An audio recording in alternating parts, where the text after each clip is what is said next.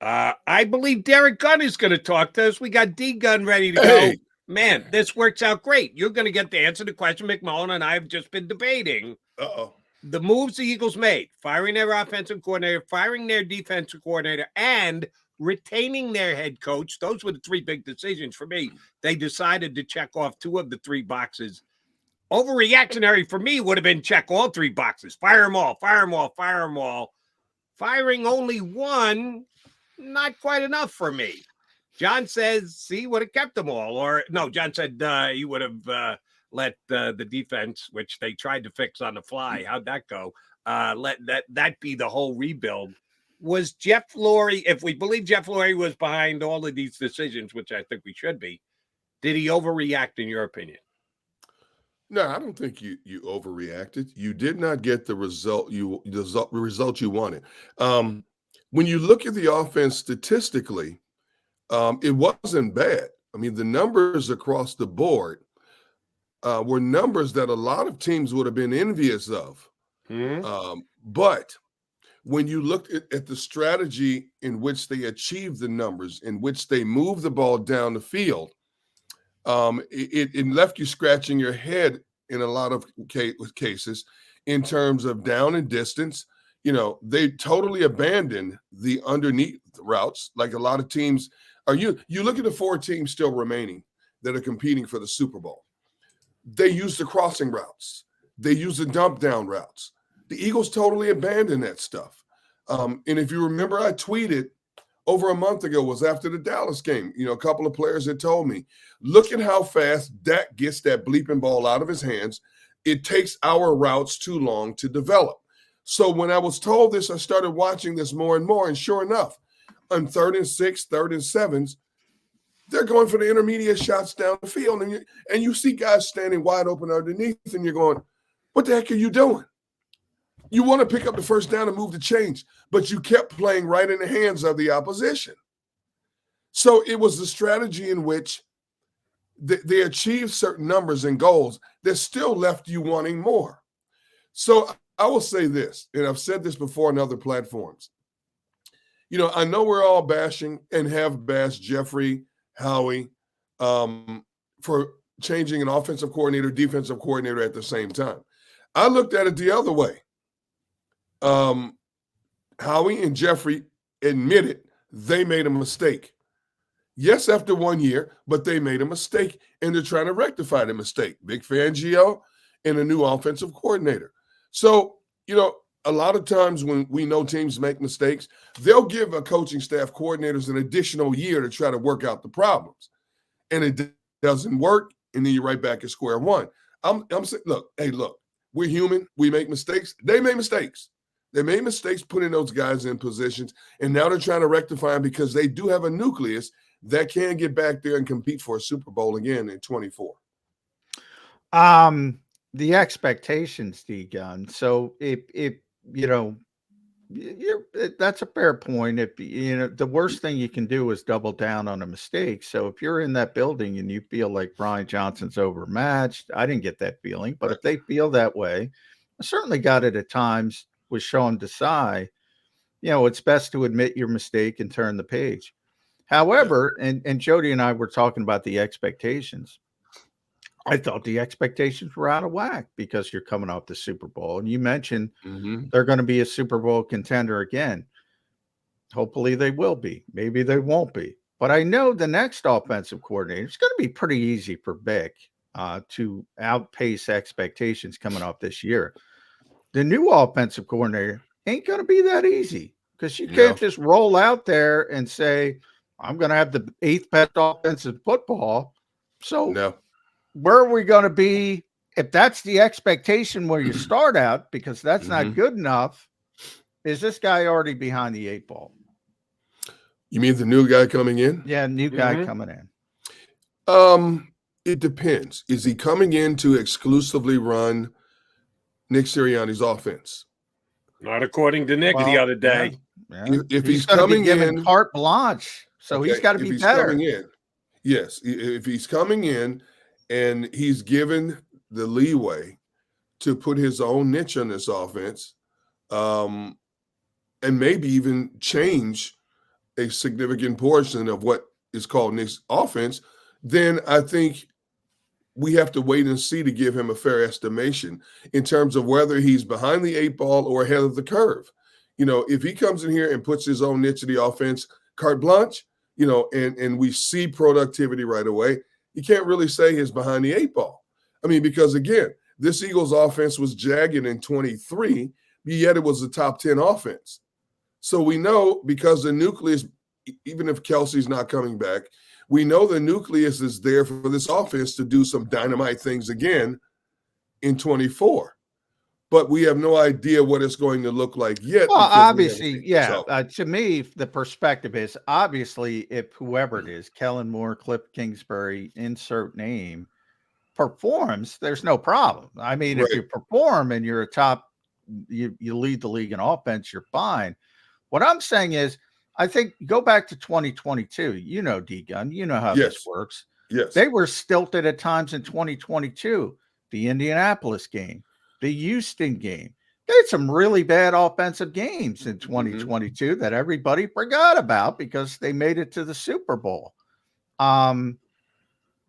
Everybody has hiccups. Everybody has hiccups. And that's why I tend to look at the larger picture. And I look at, all right, the talent on this team. But I mentioned A.J. Brown didn't play in the playoff game. All right. I saw in Tampa Bay up close David Moore making plays. Who's David Moore? Palmer, that kid, making plays, 56-yard touchdown. Eagles lose A.J. Brown. Disintegrates, exactly. Thank you for that word. Completely. Maybe we overrated this team a little bit personnel-wise, I believe. 22, they had a superior team against an inferior schedule. 23, they had what we would consider a very good roster that had to stand toe-to-toe with the dominant schedule. Now, somehow, some way, they found a way to get to 10-1. And all of a sudden, they meet San Francisco. And I believe San Francisco just took the heart of this team from that point on. And you're right. Once they lost an A.J. Brown, this offense was nowhere near what it should have been. So what's the learning curve here? If you look at the Kansas City's, Detroit's, teams like that, Tampa Bay's, you find a way with the understudies on their teams. The Eagles have to do a better job of getting understudies. Now, I don't think Julio Jones is walking through that door again in 24. I think his days are done here. But there are going to be some middle-of-the-road free agents out there, whether it's a slot guy or another outside guy that might be able to help you significantly. You just have to do your homework and find that guy. Kansas City basically got back to the AFC Championship game with a bunch of guys who were dropping balls all season like hand grenades. Yeah. But they finally got it right. Tons of hiccups along the way, but they got incrementally better. Rasheed Rice a rookie turns into a playmaker by the time the season has ended. But they had a lot of bad moments, a lot of hiccups along the way. I guess 667 winning percentage. Yes. 3 consecutive postseason bursts. Yes. That sample size has got to overvalue what the look. The 6 out of 7 was a disaster. Nobody's arguing that. But if I'm Jeffrey Lurie, D-Gun, put on your Jeffrey Lurie hat. He's got to know this is not easy to do. No, it's not. To make the playoffs. He's got to know that. Why is he neutering the head coach? And if you don't like that word, use whatever word. Or do you think Nick Sirianni still has power? Because what I saw was a beaten man, a typically energetic guy, a buoyant guy. I saw a beaten man taken to the woodshed. Did you see anything different? I think I'll classify it as this. I saw a man who's trying to navigate a rudderless ship. I'll put it in those terms. I don't want to say a beaten man. I'll just say a frustrated man who, no matter what he tried to do, it just kept spiraling out of control. I should have said beaten down. I Yeah, don't mean he's given up. Yeah, beaten right, beaten down. Right. Yeah.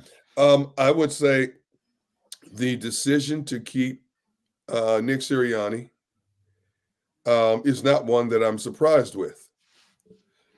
How many coaches historically have gone to the playoffs the first 3 seasons of their tenure as a head coach? That just doesn't happen. You have to be, even Doug Peterson, had to build it into a winning team. And if you look at that journey to get to the Super Bowl, that's unheard of.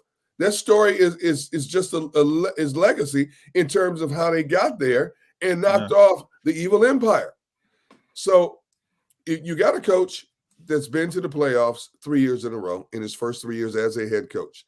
And I know everybody's fired Nick Sirianni. Okay. What if you had got an Adam Gase in here to replace him?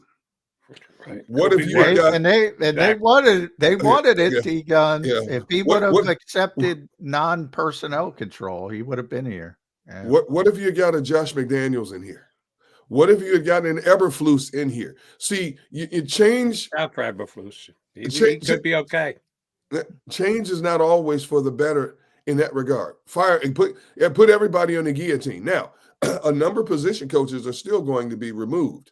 We think it's just the OCs, but a number of these position coaches are waiting for their papers. Heck, they may have already gotten the papers, but the Eagles are so good at keeping stuff quiet, it hasn't come out yet.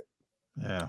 So the coordinators are not the only changes. There's going to be significant changes at the position coaches as well. So you're rebuilding the pyramid, so to speak. Okay.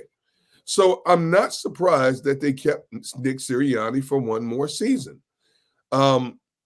He took this team his second year to a Super Bowl. It fizzled out significantly in 2023. Now the front office is telling him, you've got this year to fix it, and we're going to help you. We're going to pick the OC and DC, and we're going to fix this. See, the problem with that is the NFL is the trickle-down effect.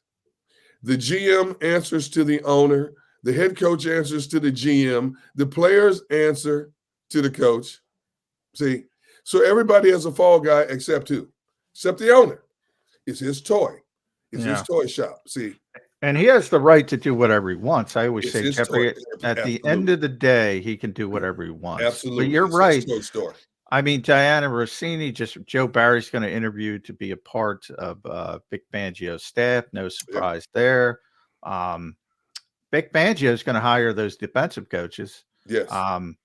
Whomever the offensive coordinator is, if they stay true to what they said at this presser, they're going to hire the assistants. Yes. And Tim McManus asked the question, he office spaced him, our buddy Tim, basically, what is it that you do here?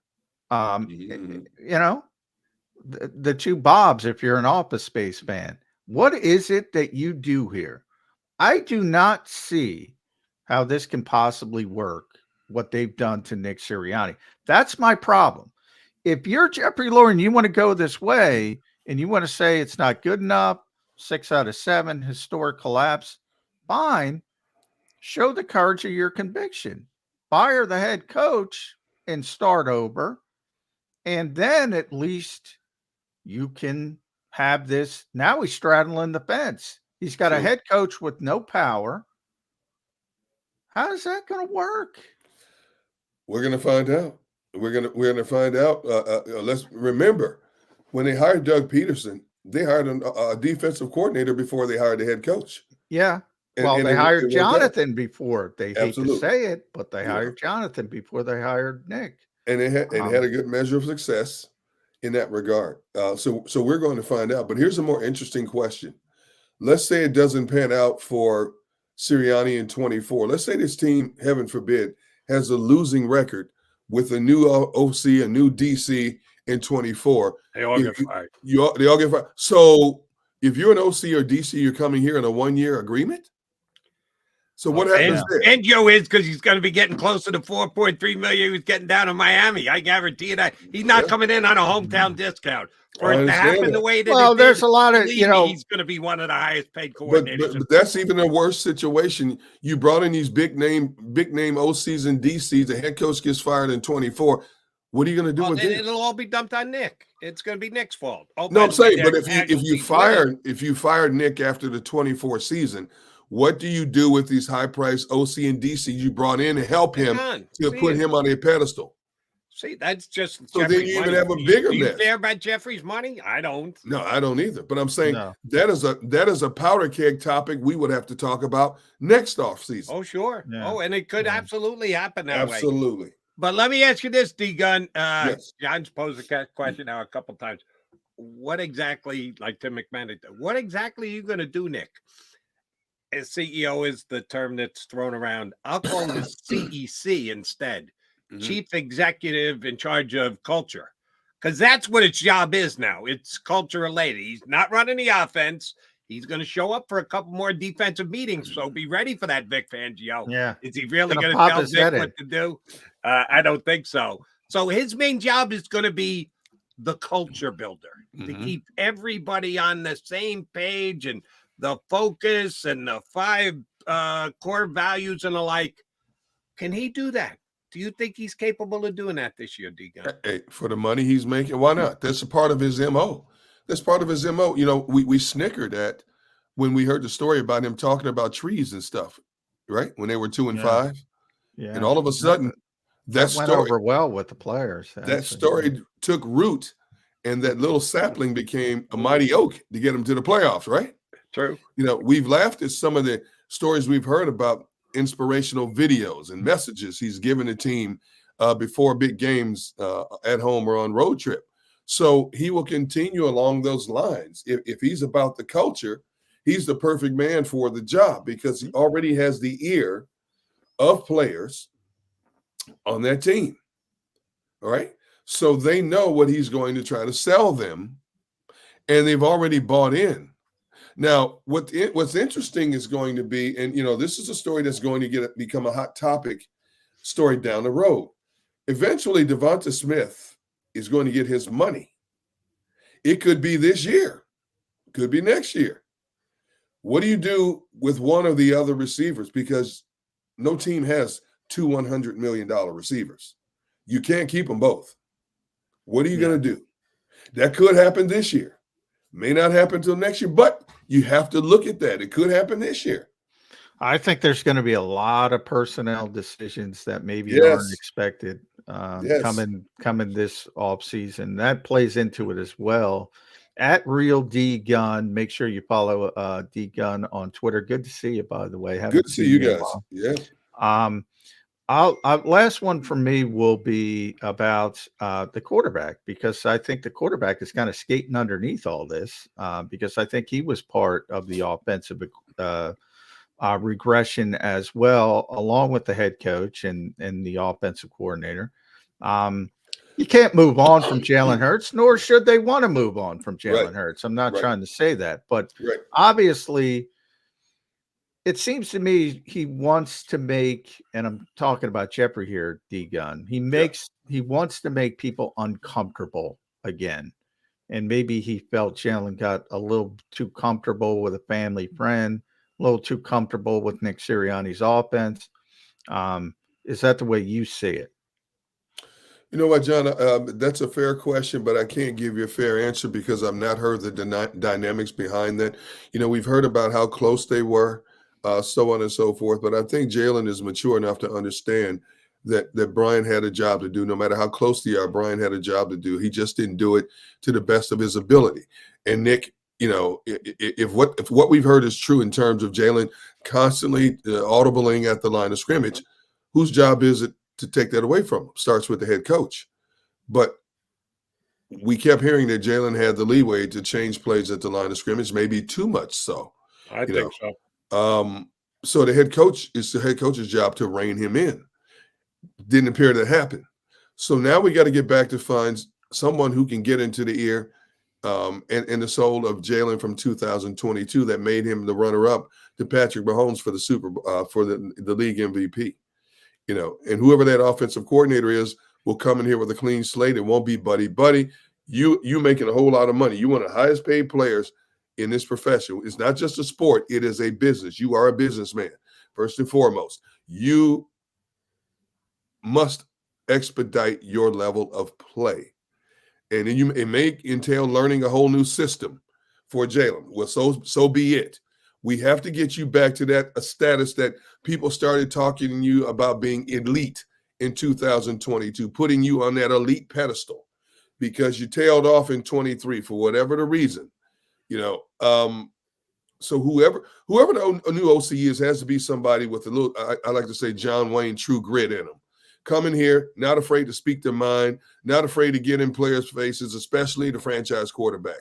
And if you hurt feelings, I'm hurting your feelings to make you better individually and collectively as a unit. You can't, some old crusty C. I'm not looking for the old crusty C captain because that's not going to happen. But you're going to bring somebody in here with the ability and with the gumption of speaking in mind. You know, let's stop this mess now. It doesn't have to be Nick Sirianni yelling all the time. You think about it, John and Jody. Nick Sirianni did a lot of yelling in training camp. Oh yeah. Okay. Yeah. And it was now, purposeful, I think. And it worked up to a certain point. Okay. So now you need somebody in here who needs to establish his personality right from the first time they meet on their practice field in April and May. By the way, I think that Gunn, they got the crusty old C captain. He's just on defense. They got that. They got big. They covered that. And oh, by the way, as Joe said, Liquido told us earlier in the show, and I agree with him, they had a guy who could push Jalen's buttons and change Steichen. And nobody would call him a crusty old C captain. No. So you Although Shane could drop an F-bomb better than anybody. Yeah. Yeah. You know, it's funny. The crusty OC captain in today's football, especially offensively, is a guy in his mid to late 30s or 40s. These young, innovative minds now. So they're the crusty OC captains nowadays. It'll be very interesting to see who that crusty old C captain is for the Eagles when they hire their OC. D Gunn, we always expedite our information when we get you on. Thank you very much for doing it today. Always appreciate it when we get you on, D Gunn. Thanks. Buddy. Appreciate you having me on, gents. Anytime.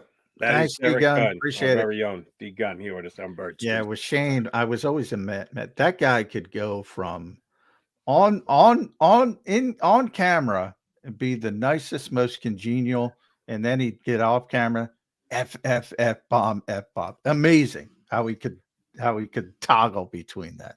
And when on the sidelines, wasn't always the nicest guy. You got to be able to get your opinion across. If it's forcefully, so be it with your quarterback. All right, he's McMullen on McDonald. Quickie timeout. We'll come back, put a bow on the show here on Birds 365.